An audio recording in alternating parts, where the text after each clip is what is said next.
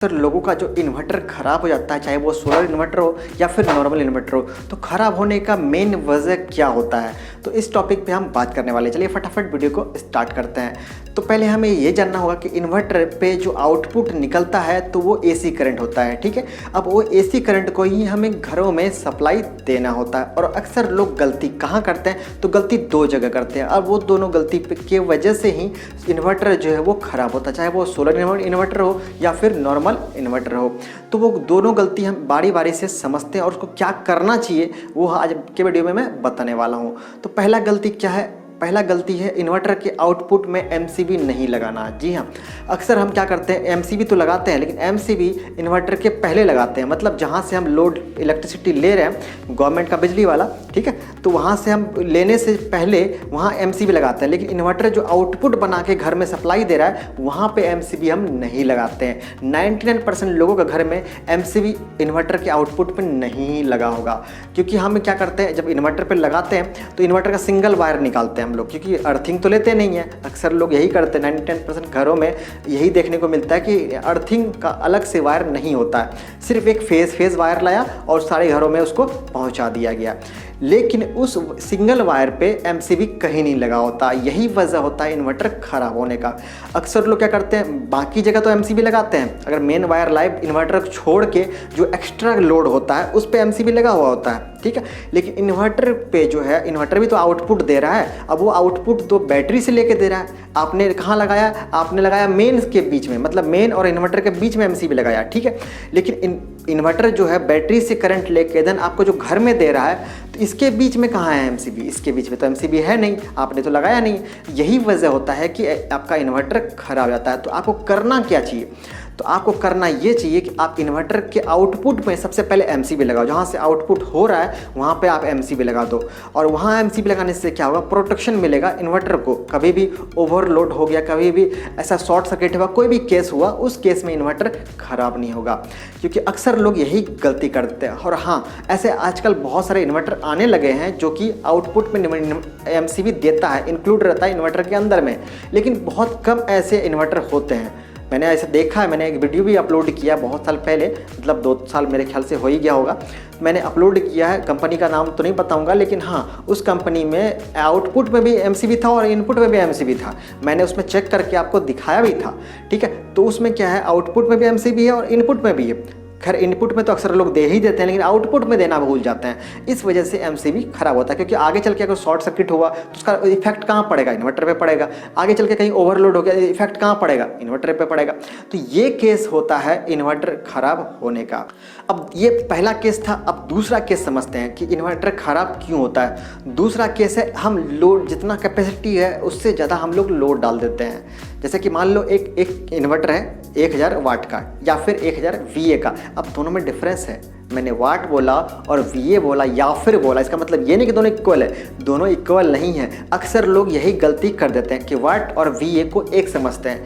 जैसे कि वाट, अगर मान लो 1000 वाट का इन्वर्टर है तो 1000 VA वो नहीं हुआ, ठीक है। आप उसको VA कैलकुलेट करोगे और कैलकुलेशन करने के लिए आपको पावर फैक्टर निकालना पड़ेगा। और पावर फैक्टर जो होता है 80% होता है। मतलब 80% जो है आपको वहाँ पे लेके चलना होगा, 20% माइनस करना होगा। 20% माइनस करोगे तो वो पावर और कम हो जाएगा।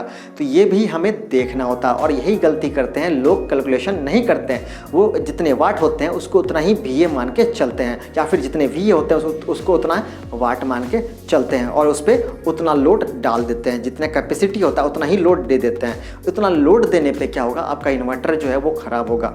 अक्सर इन्वर्टर में तो चलो ओवरलोड बिलिंग करता है, मतलब ओवरलोड तो शो करता है कि आपने ओवरलोड दे दिया, लेकिन इससे इफेक्ट भी पड़ता है इन्वर्टर पे। लेकिन ये तो समझेंगे नहीं आप। तो क्या करेंगे, हम बस ये सोच लेंगे कि चलो ओवरलोड है क्या, लोड कम कर देते हैं। ऐसा नहीं है, आपको ओवरलोड देना ही नहीं है। तो वो कैसे पता चलेगा, तो उसको पता करने के लिए पहले आपको ये समझना होगा कि VA और वाट में क्या डिफरेंस है। हालांकि इस टॉपिक पे मैंने वीडियो अपलोड किया, आप देख लेना। दोनों में डिफरेंस कैसे हम फाइंड करें, वाट से VA या फिर VA से वाट। तो आपको क्या करना है, लोड कितना देना है, तो लोड आपको 80% देना है। अगर आपने 1000 वाट का या फिर कुछ भी मान लो 1000 VA का अगर आप इन्वर्टर लगाए हो तो आपको 800 VA का ही लोड देना है उसमें। अगर आप 1 किलोवाट का आपने सोलर सिस्टम लगाया या फिर इन्वर्टर लगाया तो आपको 800 वाट का ही आपको लोड देना चाहिए उस पर। क्योंकि आप 80% लोड दोगे तो क्या होगा, कभी कभी by the way by default या फिर कोई ऐसा भूल से कोई कुछ और लोड बढ़ गया उस पर तो 90% तक आ जाएगा। उससे ज़्यादा नहीं होना चाहिए, क्योंकि उससे ज़्यादा होगा तो डेफिनेटली इन्वर्टर ख़राब होने के चांसेस ज़्यादा हो जाएगा। अक्सर लोगों का इन्वर्टर जो है इसी वजह से ख़राब होता है, क्योंकि कोई भी इलेक्ट्रिकल गैजेट जो है अपने आप में आइडियल नहीं होता। आइडियल का मतलब जितना वो बोल रहा है कि चलो आप उस पर 100% लोड दे सकते हो, इसका मतलब ये नहीं कि आप उस पर 100% लोड दे ही दो। बोलता तो हर मनी है कि आप इस पर 100% लोड दे सकते हो, 90% लोड दे सकते हो। मतलब अगर 1000 वाट का है तो आप 1000 वाट लोड दे सकते हो, ऐसा नहीं है। बोल रहा है इसका मतलब वो थोड़ी उतना ही हो ही जाएगा। वो अपने आप में आइडियल कोई भी चीज़ नहीं होता है। तो इस बात का हमें ध्यान रखना चाहिए।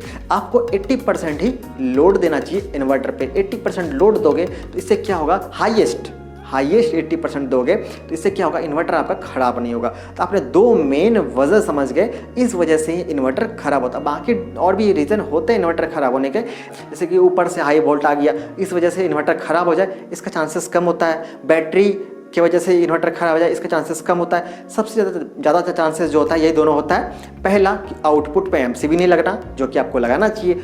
दूसरा, हम ज़रूरत से ज़्यादा उस पर लोड दे देते हैं। मतलब लोड का मतलब यहाँ पे मैंने बोला इक्विपमेंट्स। लोड का मतलब आप पहले समझ लो कि लोड का मतलब होता है इक्विपमेंट्स जो आप चला रहे हो इन्वर्टर के जरिए, तो वो आपको 80% से ज़्यादा नहीं देना है। तो ये 2 चीज़ को आप रोक लो तो आपका इन्वर्टर जो है ख़राब जल्दी नहीं होगा, बहुत लंबे समय तक चलेगा। चाहे कोई भी कंपनी का इन्वर्टर हो, चाहे ज़रूरी नहीं है कोई अच्छे ब्रांड का लोगे तभी, लोकल ब्रांड भी रहेगा ना तब भी आप उस पर यही रूल फॉलो करो, देन आपका इन्वर्टर जल्दी ख़राब नहीं होगा, लंबे समय तक चलेगा। अब भी आपका कोई डाउट रह गया देन कमेंट सेक्शन में कमेंट कर सकते हो। उस कमेंट को देख के मैं डेफिनेटली रिप्लाई तो दूंगा ही, और मुझे लगेगा कि स्पेशली वीडियो बनाया जा सकता है उस पर, तो भी वीडियो बना के भी मैं अपलोड करूँगा। और हाँ, एक जानकारी देना चाहूँगा कि मैंने हाल में ही एक नया चैनल स्टार्ट किया आर्ट2 एकेडमी के नाम से। इस पर आर्ट यानी ड्राइंग से रिलेटेड मैं वीडियो अपलोड करता हूँ। इस पर ऑयल पेस्टल ड्राइंग होता है या फिर स्केचिंग होता है, ये मैं खुद ड्राइंग करता हूँ और इसका मैं अपलोड करता हूँ। हालांकि ज़्यादा कुछ खास आता नहीं, पर जितना भी आता है मैं अपलोड करता हूँ। जिस तरह आप मुझे इस चैनल पर ढेर सारा प्यार दिए हो, मैं उम्मीद करता हूँ कि उस चैनल पर भी आपका ढेर सारा प्यार और सपोर्ट मिलेगा। तो फिर मिलते हैं अगले वीडियो में फिर से कोई नए टॉपिक के साथ। तब तक के लिए टेक केयर।